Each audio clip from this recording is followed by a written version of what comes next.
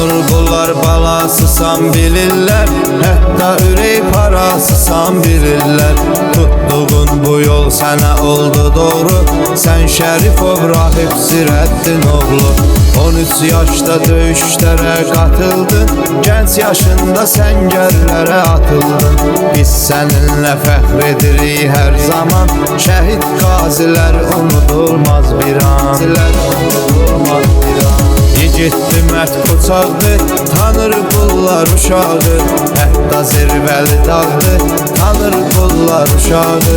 Məzlumun ahını almaz, dost yolunda can verər, dostun arxa dayaqdı, tanır qullar uşağı. Yigitdi mərd qoçaqdı, tanır qullar uşağı, hətta zirvəli dağdı, tanır qullar uşağı. Məzlumun ahını almaz, dost yolunda can verər, dostun arxa dayaqdı, tanır qullar uşağı.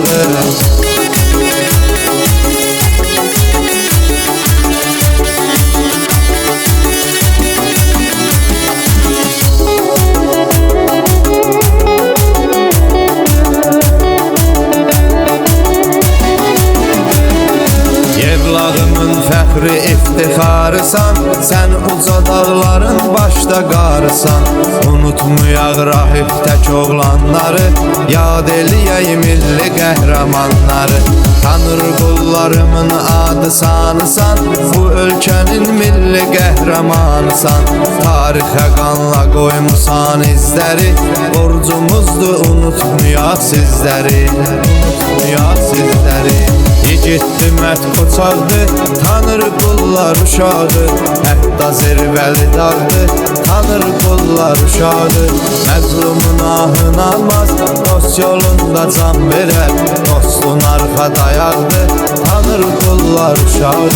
Yigitdi mərd qoçaqdı, tanır qullar uşağı, hətta zirvəli dağdı, tanır qullar uşağı.